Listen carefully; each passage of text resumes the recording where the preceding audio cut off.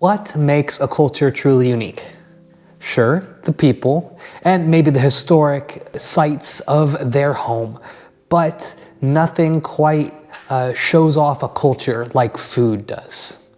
And well, you're in for a treat. Today, we are in Lisbon, and the food in Portugal is fantastic.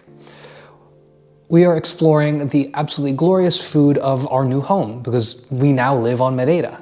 And being in Lisbon today, with 3 million people and 500,000 people in the city center, there's a lot of good food to find all throughout town.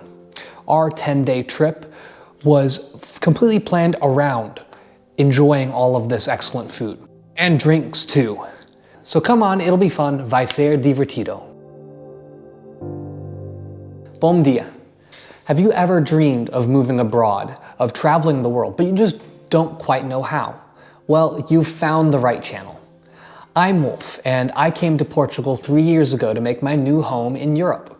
Now that I'm here, I spend my time as an online investor and trader, long-term and short-term, and I make YouTube videos here with my family, doing the editing, videoing, and exploring the world so that I can tell other people about the things that they can enjoy, that they are able to do, no matter whether they're a millionaire or just rubbing some nickels together. Because, ultimately speaking, we know, we've done it, so we're sure you can too. Leave a like, subscribe, and join our Patreon if you'd like to see more on how to do this yourself.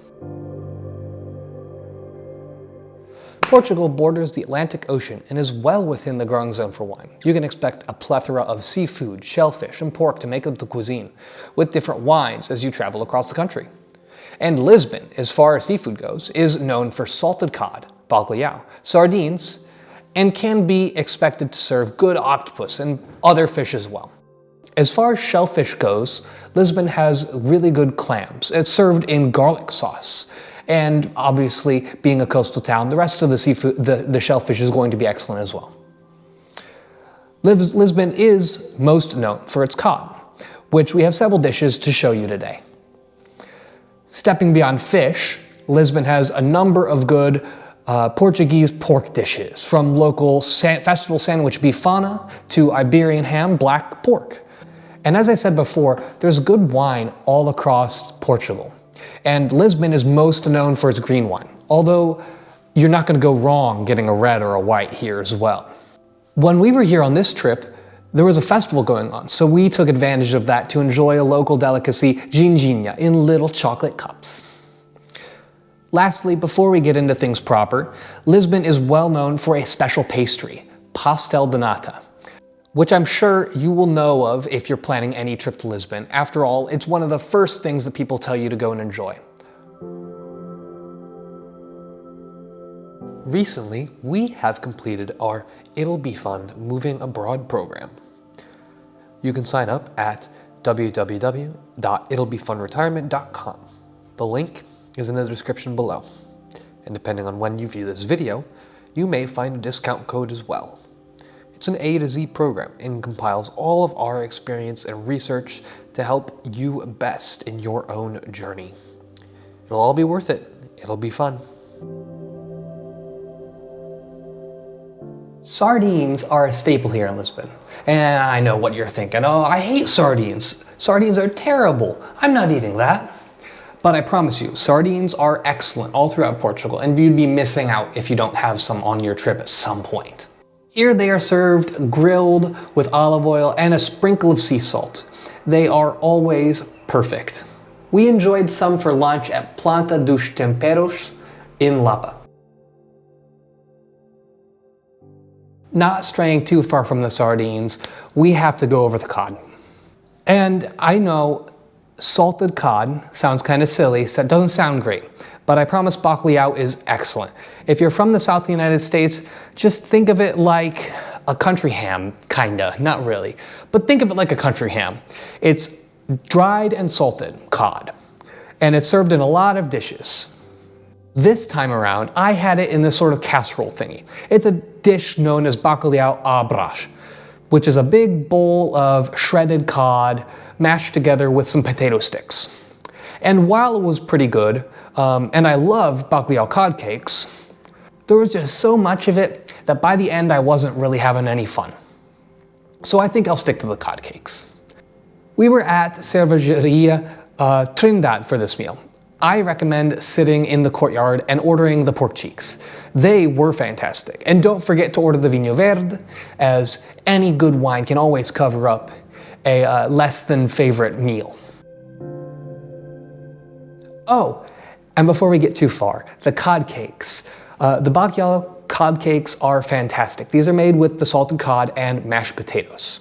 And you can get these just anywhere as you're out and about. On this trip, we were sitting down in a park and ordered an array of cod cakes to just sit and enjoy as a bit of a snack for lunch as we went about our day. Of course, we didn't know we were right around the corner from the festival, so we had to make some room in our stomach once we got there.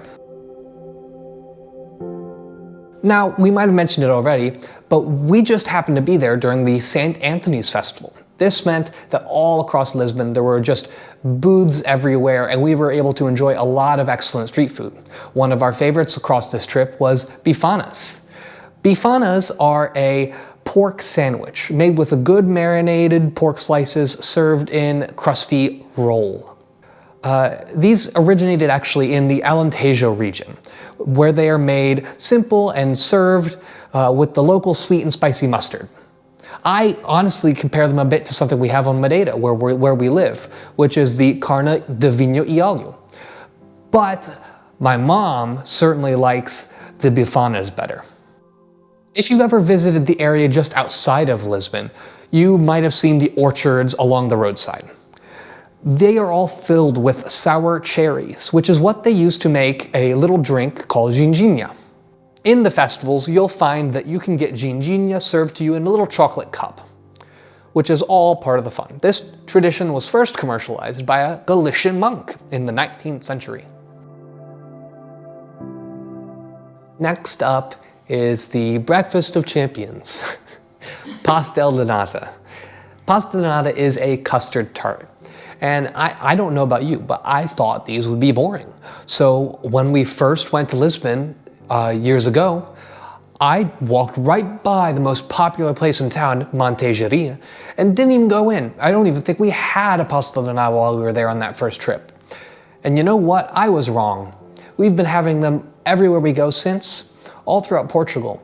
And the ones in Lisbon are really good and very consistent. You'll be amazed, honestly, at just how wonderful these little pastries can be. The crust is very flaky and crisp, and they can be served with cinnamon and powdered sugar depending on where you're at. The best ones are always warm, and you kind of want to eat them warm, to be honest. They seem to be always pretty cheap across Lisbon, though, which is part of what makes them good, because you can just pop into one of these specialty shops, grab your pastel de nata, munch it, and then continue on with your vacation exploring this wonderful historic city. Oh, and remember the monk from just a minute ago? Well, pastel de nata was also invented by a 18th century Catholic monk in Lisbon. Now off to Baixa, which is the area in the center of Lisbon, perfect to walk around and enjoy the day. We found ourselves wandering this area a lot, and one day for lunch, we found ourselves eating at Bordr Lisboa, where a bunch of Iberian meats became an unexpected part of our day, and certainly a welcome one. If you haven't tried Iberian pork, it's a must actually when you go to Lisbon, I think, and it's perfect to share for lunch as the flavors are rich and satisfying. Porco preto is renowned for a rich marbled meat, and it's a premium meat pork that comes from Iberian black pig, raised on acorns in the southern regions of Portugal and Spain. This actually has a history that dates back to the Roman times.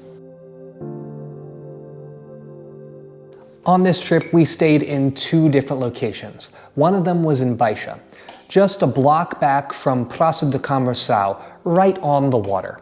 And you know, staying in this flat, downtown area really made it feel awesome to just sit down, watch the world go by, watch as the boats crossed the river over to the other side of the Lisbon area as we sit with our glass of wine or coffee. And we also stayed in the York House, far from the downtown area, off to the west in the Lapa district. This charming hotel was once a 17th century convent. This charming abode gave us just the perfect hideaway for a good mix of both comfort and history as we embarked on our adventure. We sat in the courtyard garden each morning for our breakfast, and sometimes we came back and enjoyed a glass of wine before we headed out for dinner that evening. Truly, there are excellent places to stay all across Lisbon. We love staying in Lapa area, over by the York House, and most people don't tend to talk about it as a place to visit. They like sticking to Chiado, to Baixa, to Bairro Alto. But there are two lovely restaurants we went to on this trip. The first of these was Raízes. It was a quaint little restaurant with a constantly evolving menu. I had one of my favorite dishes of the trip, octopus. It's always my favorite. And Leslie had good duck. Both were perfect. And the simple starters were also excellent and set the tone for a very good meal.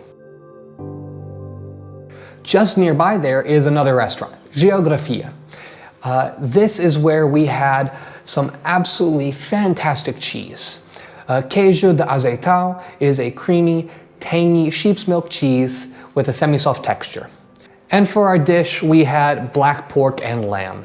Both were excellent. Just a quick tip though, whenever you're going anywhere in a big city, always book reservations. Just get reservations for your dinner, it will smooth everything out. On our last couple days of the trip, we were walking the city and enjoying the festivals. And one evening, as it was starting to get towards dark, we headed out towards just on the northern edge of Baixa. And we had this planned meal at a wonderful seafood place. When we got there, we looked through the menu and picked out one of my favorites, honestly, which is sea bass. They served the sea bass wood-fired over a grill, and it was excellent. It's one of my favorite I've had in a long time. We had it with a nice vinho verde. Vinho verde, green wine. Although it's called green wine, the green part isn't the most important. It's more so about its freshness and fruitiness. But it made for an excellent evening. And for our last evening of the whole trip, we went out a little farther to Cervejaria Ramiro. There we had spider crab, oysters, and really good garlic bread. It's actually funny. The island of Madeira is known for garlic bread, but it's a specific type, bolo de caco. And I didn't know just how much I missed having a good garlic bread that wasn't bolo de caco. Of course, the actual star of that meal was the crab. It's been a long time since I've had crab, and crab is excellent everywhere you go, especially when you're sitting in a coastal capital city of a European country, like Lisbon. Our It'll Be Fun Moving Abroad program is open. It pulls all the information you need to know into one location for you to refer back to at any time you want. We work through managing expenses, expectations, life coaching, choosing your new country, and more. Our programs, Patreon, and affiliates are how we support this channel. Links are located in the description of our videos as well as on our website and Patreon. We'd like to take a moment to thank all of our Patreon supporters. Your financial support is truly appreciated, allowing us to create new content. We hope you continue to come along with us on our new adventure. Please like, subscribe, and hit the notification bell to help us grow. The next stage in your life is a journey.